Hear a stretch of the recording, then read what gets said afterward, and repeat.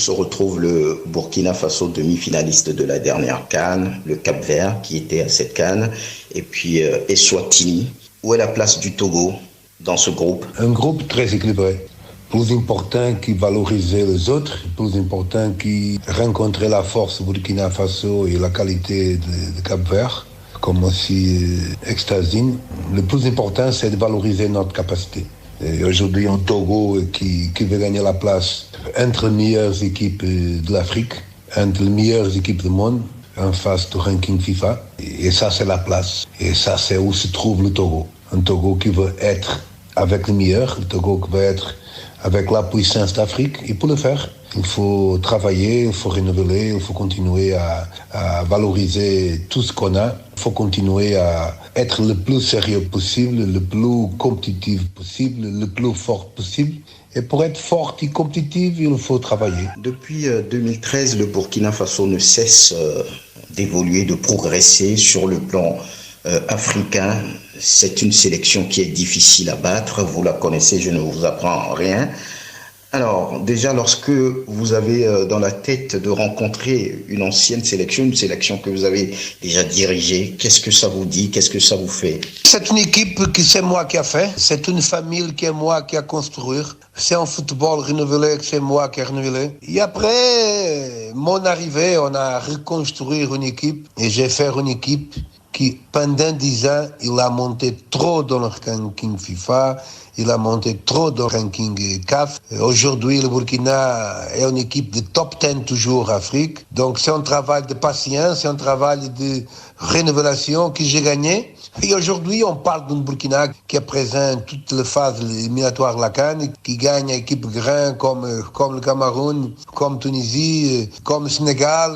C'est une famille, une équipe qui a un énorme potentiel et que tout le monde respecte aujourd'hui et que tout le monde évite de jouer. Mais un Burkina aussi qui me connaît, parce que j'ai laissé là-bas mon ADN, j'ai laissé là-bas toutes mes sciences d'entraînement pendant 8 ans. Parce que quand je travaille au pays, je laisse l'information, je laisse toutes les choses que je vais faire pour que le prochain entraîneur qui vient après moi, il peut suivre la qualité, peut suivre la façon de travailler de l'équipe nationale. Contre Burkina, je dois changer le pied d'arrêté défensif, mon organisation défensive. Mais c'est une équipe que je connais très bien et qui va être un adversaire très difficile. Mais il ne faut pas oublier aussi que le Togo sera un adversaire très difficile pour tout le monde. Parce qu'aujourd'hui, on commence à voir déjà un Togo capable de discuter tout le match. Et dans 1 an ou 2 ans, je suis sûr que beaucoup de monde va avoir peur de ce Togo, que beaucoup de monde va vouloir éviter jouer contre le Togo. Et le temps me donne raison, le résultat me donne raison. C'est pas parce qu'on gagne, comme j'ai déjà dit ça, comme on gagne dans les derniers 6 matchs, on a gagné 4, et on a fait de nul, que tout est bien, que nous sommes déjà la meilleure équipe du monde, qu'on exige déjà beaucoup de joueurs. Non. Il faut qu'on soit avec le pied sur la terre. Il faut que nous soyons très intelligents, très équilibrés. Les choses marchent bien. La machine roule. Le train est en pleine marche. Mais le parcours, le trajet, le chemin, c'est trop long. Il a besoin encore de 1 an et demi, 2 ans pour solidifier et pour être l'équipe que Duarte a promis, l'équipe que je sais qui est capable d'arriver là-bas et l'équipe que je sais que le Togo mérite, parce que le Togo, c'est une nation énorme et que dans les dernières 5 ans a perdu beaucoup de puissance, a perdu beaucoup de respect, a perdu beaucoup d'envie, de croyance des joueurs, croyance du public, de crédibilité pour l'adversaire. Et on veut récupérer tout ça, et on commence à récupérer tout ça. Et c'est pour ça que je vous dis, il faut faire attention. On ne va pas rouler plus vite ce qu'on peut rouler. On roule doucement, mais on roule avec les 2 pieds et avec une capacité d'analyser notre chemin d'une façon positive, mais en même temps d'une façon consciente. Sur le papier, lorsqu'on regarde un peu la dernière CAN, c'est le Burkina et le Cap-Vert qui sont les favoris de ce groupe B.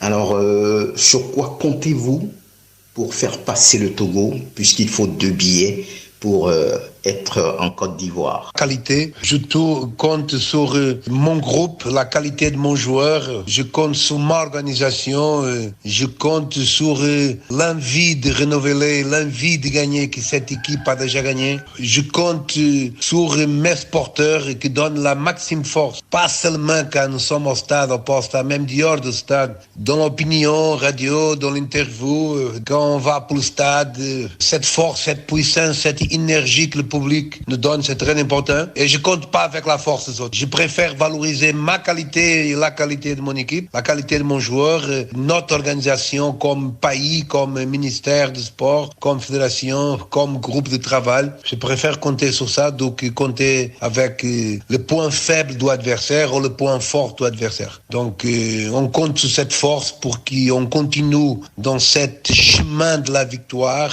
dans cette envie d'élever le nom du Togo. Et c'est ça que je vais faire. Je crois dans mon travail, et quand tu travailles bien, tu es plus proche de gagner de qui travaille mal. Donc c'est ça notre force, c'est ça notre croyance, c'est notre qualité, que ce soit comme staff, que ce soit comme groupe joueur, que ce soit comme organisation, fédération, ministère sport. Le premier adversaire du Togo, ce sera Eswatini. Le Togo sera à la maison. Déjà, on va dire que c'est une victoire, puisque vous l'avez dit, cette équipe est mal classée au niveau continental. Voilà, le Togo avait déjà joué cette formation lorsqu'on l'appelait Swaziland. C'était 6-0 à Accra.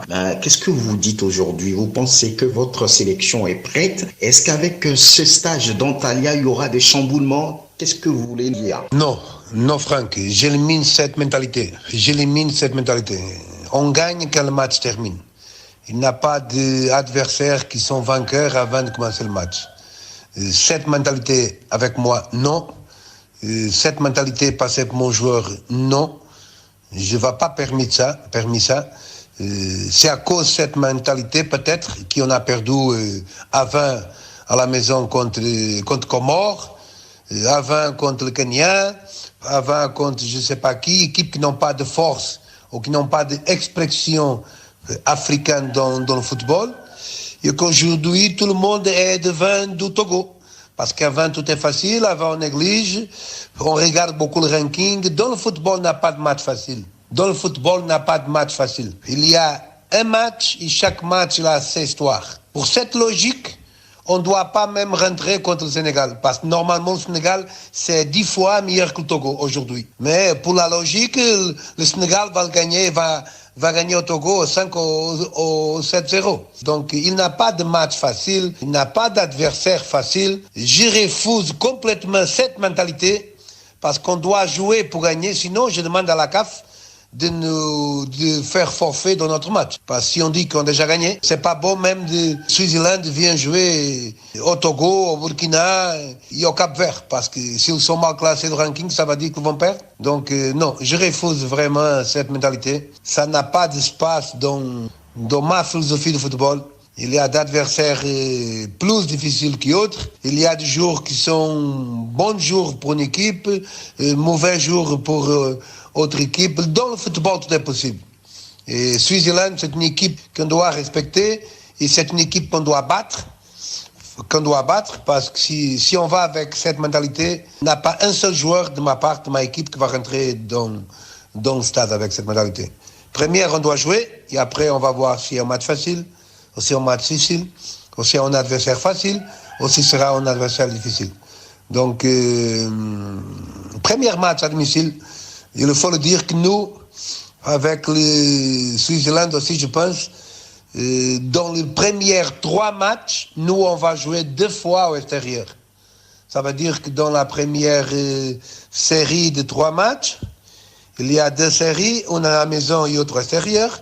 Dans la première série, premières 3 matchs, le Togo va jouer 2 fois à la maison et 1 fois à domicile. Au contraire du Burkina Faso et au contraire du Togo, du Cap-Vert, qui dans les premières 3 matchs vont jouer 2 matchs à la maison et 1 match extérieur. Donc, on a un calendrier que c'est pas facile, mais à nous, c'est pas le plus important de voir le calendrier. C'est important d'accepter la tirage au sort, accepter que le Togo, il y a une parole à dire, et accepter que le match sera difficile pour le Cap-Vert, Le match sera difficile pour Burkina Faso, pour l'ex-Tazine, comme aussi doit être difficile pour Togo. Donc, chaque équipe, toutes les équipes veulent gagner tout le monde. Et à partir du moment que je rentre sur le terrain, je ne vais pas savoir si c'est le Burkina, si c'est le Sénégal, si c'est le Real Madrid ou si c'est l'Afrique du Sud. Je veux rentrer pour gagner parce qu'aujourd'hui, on a la qualité pour discuter pratiquement tout le match avec tous les adversaires. Voulez-vous rassurer les Togolais que le Togo fera partie des 2 billets, des 2 qualifiés de ce groupe B? J'ai promis le meilleur professionnalisme possible de moi, Duarte, de tout mon staff. C'est avec le travail qu'on cherche les solutions, c'est avec le travail qu'on gagne des résultats. J'ai promis au Togo, aux sporteurs du Togo, un Togo plus fort. Je vous avais déjà dit que dans 2-3 ans, cette équipe sera trop fort, mais pour qu'on puisse gagner consécutivement pendant 8 ans, 10 ans, il faut qu'on travaille aujourd'hui. C'est ça qu'on vient de faire. Nous sommes ici à 7 mois, ils ont déjà gagné peut-être dans 7 mois plus que dans les derniers 5 ans. On travaille, je ne veux pas promis victoire, on ne peut pas promis victoire, je ne suis pas marabout, l'unique que c'est si on va gagner, c'est Dieu. Dieu nous contrôle. On ne peut pas contrôler le destin, mais on promet le meilleur engagement possible. On promet une équipe toujours plus forte. On promet une équipe toujours plus organisée, plus compétitive, plus amie, plus une famille, plus d'options, plus d'envie de gagner, plus de victoires. Et ça, c'est ma promis. C'est le premier d'un groupe qui est trop motivé, d'un groupe qui est trop fort et qui veut donner à 7 supporters, à 7 pays, à 7 drapeaux, une image qu'on a avant et qu'on n'a pas aujourd'hui. Donc, ça, c'est notre grande promesse à notre sporteur. Ici, Jean, qu'est-ce qui va être fait concrètement? Il n'y a plus de journée FIFA, il n'y a rien, mais c'est les observations, c'est les vidéos que vous allez toujours regarder. Qu'est-ce que vous allez faire concrètement? Faire toujours le boulot de la maison, le boulot de travail d'un coach national ou le travail d'un coach d'un club. C'est la même chose, c'est d'analyser notre joueur, accompagner le maximum notre joueur partout dans le monde. Différent d'un club, différent d'une équipe nationale. Au club, on a toujours le contact avec le joueur, on s'entraîne toujours, on passe l'information, mais ici, on regarde le comportement individuel de chaque joueur dans chaque club. Et pour vous dire qu'on a déjà une liste plus de 125 joueurs, ou 115 joueurs, 125 je pense, donc joueurs référenciés, plus les joueurs locaux. Donc ça, c'est des joueurs qu'on doit accompagner toujours. Il y a chaque mois qui passe, à chaque semaine qui passe, on commence à filtrer, on commence à éliminer, parce qu'on trouve des meilleurs, on trouve de certains qui ont évolué, certains qui nous intéressent.